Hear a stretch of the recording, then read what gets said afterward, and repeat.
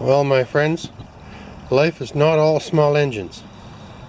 I just picked all the tomatoes, and we had a lot of different varieties. I'll show you that in a minute. I still have to do some green onions because they're gonna be threatened here in another day or two. Right now there's a storm barreling in on the east coast of the United States. It's the one before Gordon, right? So that's bad. And here in Western Canada, we are going to have frost tonight. I don't usually do dates, but I think it's September the 10th today. We're going to get frost and possibly snow in 2 days. So I'm kind of running around here furiously harvesting. If the flowers make it, these marigolds or these hollyhocks, if they make it, that's great. There were peppers in these one, two, three spots. And this stuff is hard to compost. And now we have a big bins from the city. I'll go this way. So we can get rid of the stuff that's harder to compost, and then the stuff that's a little bit easier to compost I have behind that sundial over there, right?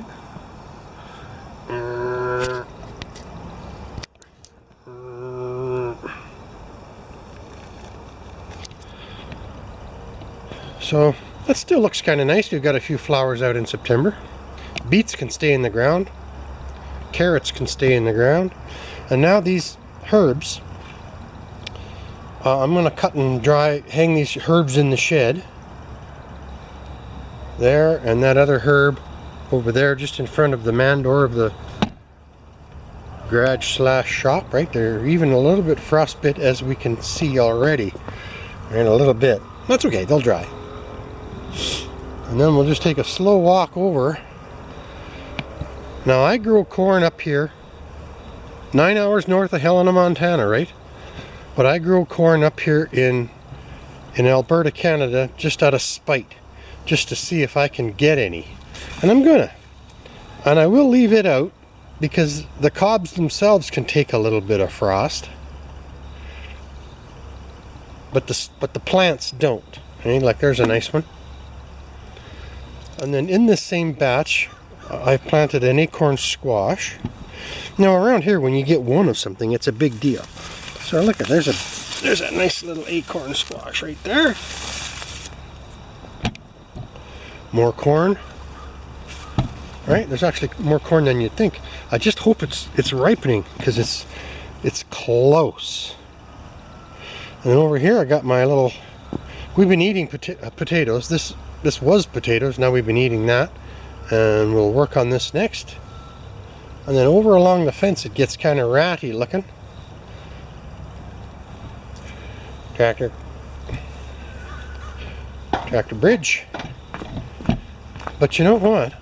These potatoes, they look like heck. But we get a few good small potatoes. You just wash them and throw them in a pot. So that's what's happening. So my next mission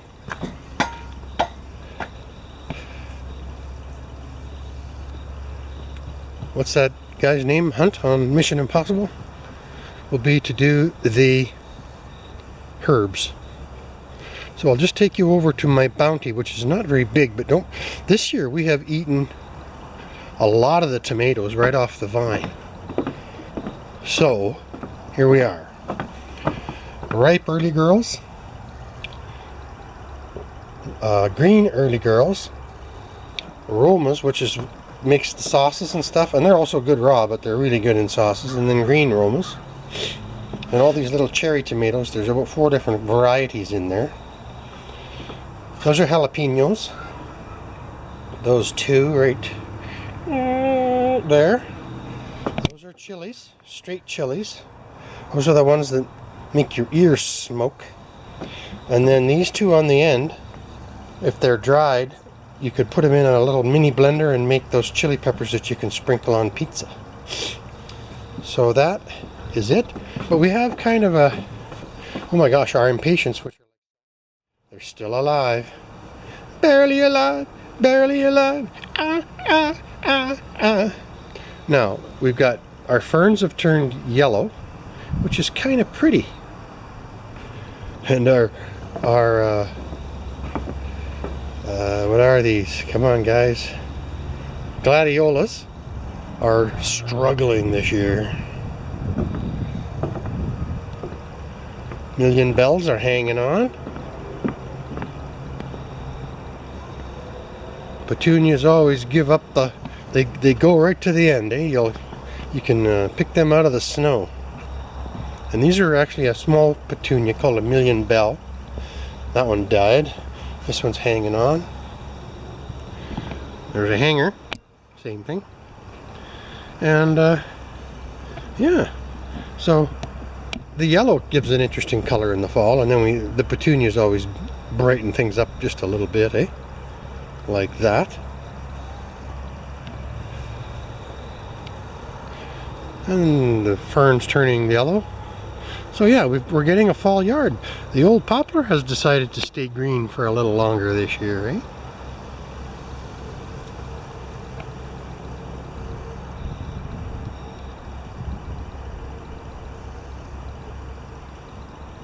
So it's not always small engines. Okay, it's dark in here. Now, to the untrained eye, this might look like something else, but this is rosemary, 2 different types. This is basil. Oh, sorry, this is oregano. It's hard to tell the difference. So these 2 are oregano, right? And then this is the basil. 2 different types again. So we'll just back up a little bit. There's a fair bit there.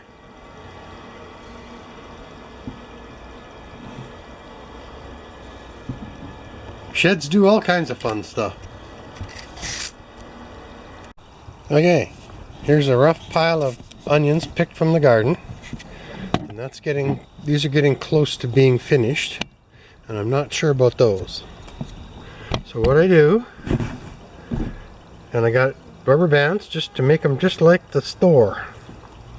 Some people are kind of finicky when you give them onions. If they look like that, they get finicky. So what I do is, this is just an onion from any particular garden from North America, right? There's 2 or 3 pieces that you wouldn't eat anyway on the outside, and you just peel. Let's see if I can see this, because you just peel that back to the point where they look reasonable. Add them to the pile, and I make about piles like that and piles like that. And I'm just going to do a couple more for you. So it's easy. There's really little effort there. I'll do one more. It's a bigger one, but sometimes you got to dig your fingernail in and get the onion peeled back to the root.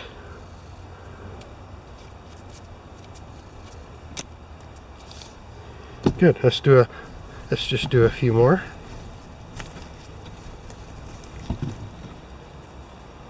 Okay.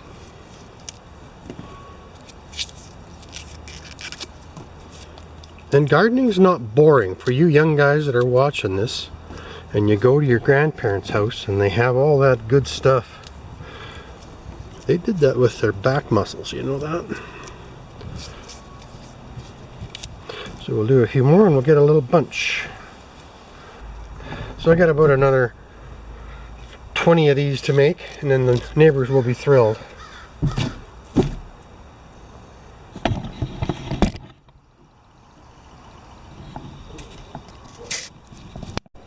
So that's the problem. I don't have room in the fridge. I got this many onions out there and more yet.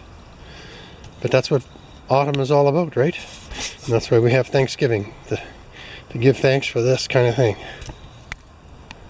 I'm just trying to impress upon younger people that this is what's important.